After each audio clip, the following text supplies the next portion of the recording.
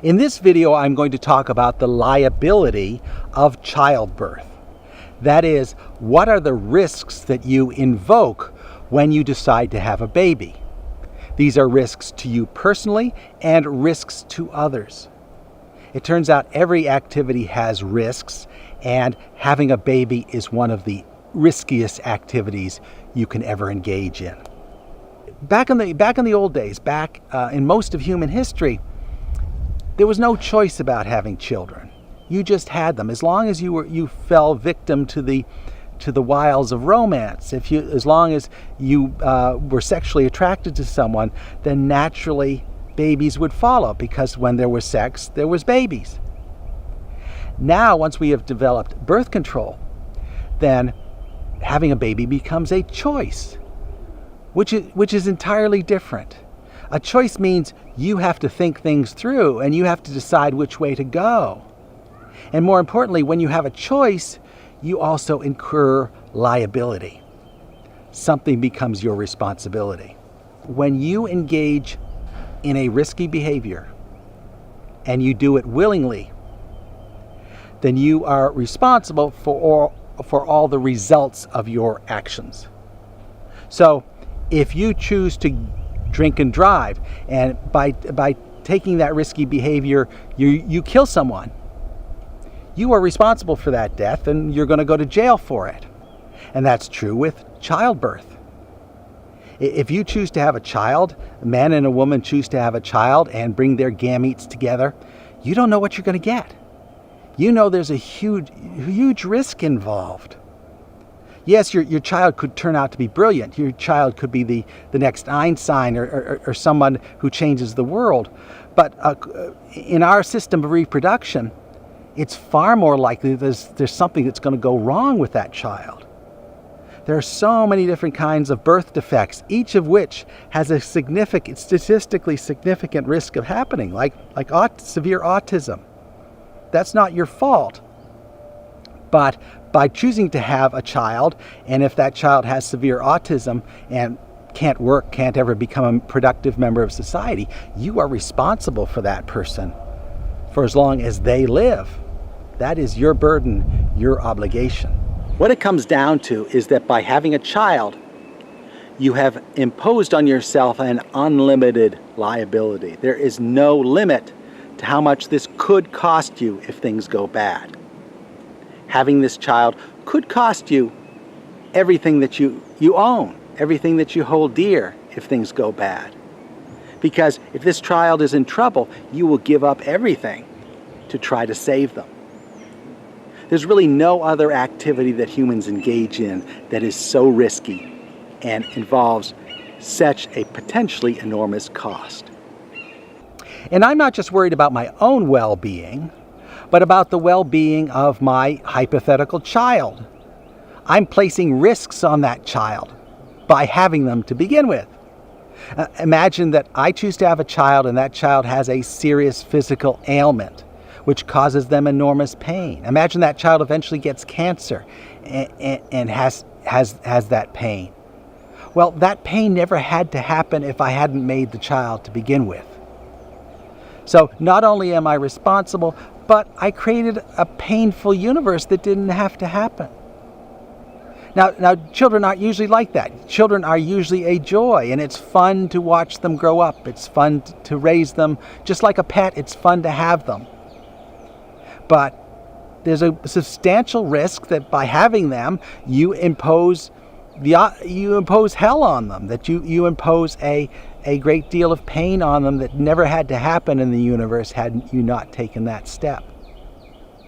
You have the liability of the actual birth process, where you don't know what you're going to get. You're mixing up the genes of mother and father in a big test tube, and you're seeing what happens. It's a kind of a Frankenstein experiment, where you take genes from one person and genes from another one, mix them all together, and what do you get? Well, you could get something brilliant, but you could get a Frankenstein. It's just this experiment. It's a big spinning of a roulette wheel to see what happens. A significant 5 or 10% risk that this child isn't healthy coming out of the womb, that there's something seriously congenitally wrong. And who would ever take that risk?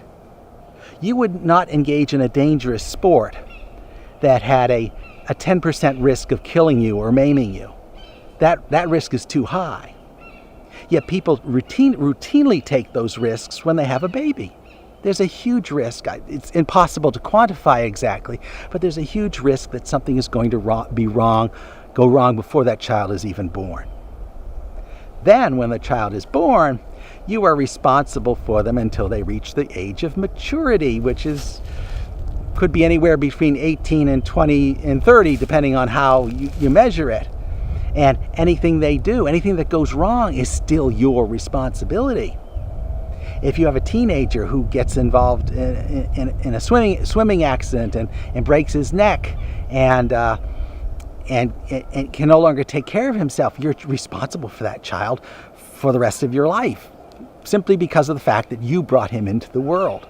Kids hit the teenage years, and what happens when the kids hit the teenage years? You have no control over them. You tried your best to raise them through the younger childhood years, but once they hit teenagers, they start doing crazy things. They start doing things that get them arrested. And no matter how good you are at raising that child, you've lost control. You begin to lose control in those teenage years, but still you're responsible. You're the parent. You're the one who has to go bail them out of jail.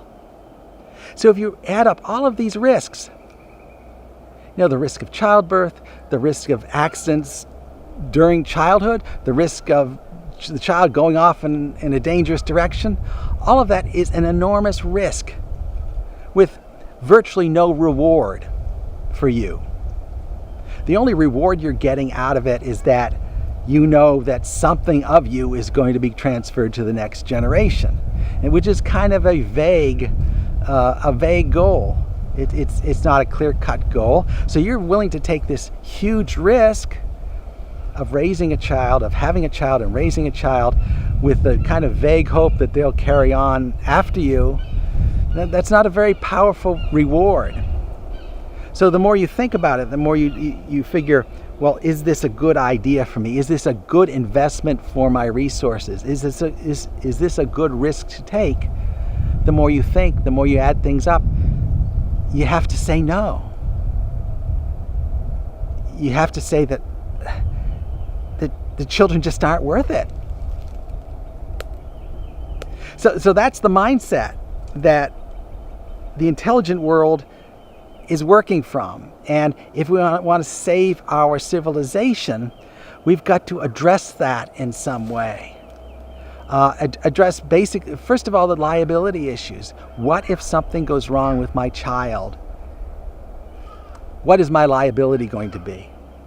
If my child comes out of the womb with a severe handicap that prevents him from ever standing on his own, who's going to take care of that child? And certain countries are better at that than others. If this happens in Norway, where there's a good safety net, you have a pretty good, your liability is limited. In other words, if you do have this child that can't function, that the state will step in and help out and limit your liability. You really don't have that in America. You don't have that kind of safety net, and so in America, you just don't want to do it. So if we're going to save our civilization, if we're going to save humanity and keep humanity moving on to the next generation, there has to be some mechanism that steps in and distributes liability. And that's what insurance is for example. If you drive a car, which is a risky undertaking, you buy car insurance, which covers most of the things that could go wrong in driving a car, hitting a pedestrian, or doing damage to property, or doing damage to the car, or hurting yourself. All these are covered by car insurance. And what we need is some kind of parent insurance, a pooling of liability, because the risks are too great for any individual, any thinking individual to take, but they are not too great for a group to take responsibility for. For example, if you have 10,000 people, if 10,000 parents having children, there's only a limited number of those children that are going to have physical defects. And if we pool all of the resources of these parents, then the pool should be able to take care of any problems that happen in the birthing process and in the raising of children. And some societies do that pretty well. That has to work better, and it has to be convincing enough to parents that they are willing to take this risk of bringing a new life into the world.